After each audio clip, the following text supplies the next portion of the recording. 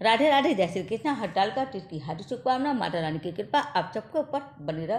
इस साल हरतालिका तीज का व्रत 26 अगस्त दिन मंगलवार के दिन रखा जाएगा। भाद्रपद मास की तृतीया तिथि शुक्ल पक्ष के रटे में अगर हस्त नक्षत्र की विद्यमान होता है तो भगवान शंकर जी, माँ पार्वती जी का इस नक्षत्र में पूजा करना बहुत ही विशेष महत्व देता है। हरतालिका तीज का व्रत कुंवारी कन्याएं भी मनचाहा वरदान पाने के लिए, मनचाहा वर की प्राप्ति के लिए करती हैं और हर सुहागिन औरतें अखंड सौभाग्य के लिए करती हैं। उनका सौभाग्य बना रहे और घर में खुशहाली रहे, इन सब की कामनाओं के साथ हरतालिका तीज का व्रत करती हैं। और विधवा औरत भी इस व्रत को कर सकती हैं। तो आइए जानते हैं कि तृतीया तिथि कब से कब तक है। तिथि की प्रारंभ 25 अगस्त दिन सोमवार को दोपहर 12:35 से हो रही है और उसकी समाप्ति हो रही है 26 अगस्त को दोपहर 1:55 पर। तो तृतीया तिथि का व्रत उदया तिथि को देखते हुए रखा जाता है।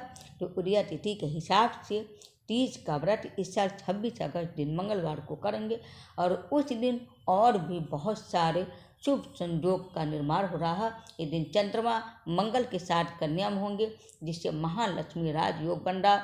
इसके अलावा हस्त नक्षत्र के साथ ही साध्य शुभ योग भी बन रहा है। इसके साथ ही सूर्य अपने स्वराशि यानी कि अपने सिंह राशि में विराजमान रहेंगे। इन सब शुभ योग में और हस्त नक्षत्र सबसे ज़्यादा महत्व रखता है तृतीया तिथि के लिए। तो इन सब में पूजा करना भगवान भोलेनाथ, माँ पार्वती जी का शुभ फल की प्राप्ति कराता है। तो आज जानते हैं पूजा का मुहूर्त 26 अगस्त को सुबह 5:56 से लेकर सुबह 8:31 का है समय। कुल अवधि 2 घंटे 35 मिनट का समय है आपके पास पूजा का। आप उस समय उठकर स्नान वगैरह करके साफ वस्त्र पहनकर मंदिर को साफ करके आप पूजा कर लीजिए। जो रोज़ का करते हैं व्रत का संकल्प जरूर ले लीजिएगा हरतालिका तीज का। उसके बाद सूर्य भगवान जी को अर्घ्य दीजिए। इस तरह से आप पूजा कर लीजिए। शाम को आप प्रदोष काल से लेके और पूरी रात हो सके तो आप जागरण कीजिए, भजन कीर्तन करिए। इस तरह से करते हुए फिर सुबह आप दूसरे दिन पूजा वगैरह करिए, दान निकाल लीजिए ब्राह्मणों को देने के लिए और ब्राह्मणों को देने के बाद आप बड़ों से आशीर्वाद लेके व्रत का पारण कीजिए, व्रत को संपन्न कीजिए। हरतालिका तीज में प्रदोष काल के समय में पूजा करने के लिए आप एक चौकी बिछाइए, उस पर लाल कपड़ा बिछाइए, चौकी को अच्छे से सजा दीजिए, केले के पत्ते से या किसी भी तरह से एकदम मंडप तैयार कर दीजिए।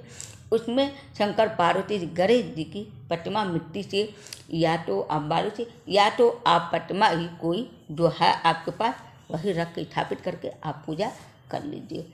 इस विधि विधान से करते हुए भगवान जी का भजन कीर्तन करते हुए उनका कथा जरूर संग्रह कर लीजिएगा। अगर आप चारों पहर पूजा नहीं कर सकते हैं तो आप कम से कम प्रदोष काल में 6 से 9 बजे के अंदर में आप पूजा जरूर कर लीजिएगा। जो भी बहनें व्रत रहती हैं हरतालिका तीज का, अगर उनका पीरियड हो जाता है तो वो व्रत रख सकती हैं। 24 घंटा व्रत रखने के बाद आप दूसरे दिन सबके साथ, या तो अगर आप अकेले रह रही हैं तो आप दूसरे दिन पारण कर लीजिए। इसमें कोई संशय की बात नहीं है। हाँ, आप पूजा मत करिएगा, दान मत दीजिएगा, ये सारा काम आप मत कीजिएगा।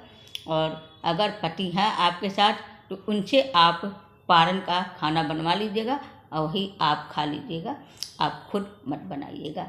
किचन छुआ नहीं जाता। जो भी बहनें प्रेगनेंसी हालत में हैं वो लोग व्रत रखें कि व्रत नहीं तोड़ा जाता, व्रत तोड़ने पर खंडित हो जाता है तो फिर दोबारा आप व्रत नहीं उठा सकती हैं। तो इसलिए व्रत को जारी रखे रहिए। हाँ, आप जल, दूध, जूस और फल यानी कि फलहार आप बना सकती, अनाज नहीं खाइएगा, बाकी सब आप काम कर सकती हैं। तो उम्मीद करती हूँ आप सबको मेरा वीडियो पसंद आएगा। हरे कृष्ण, हरे महादेव।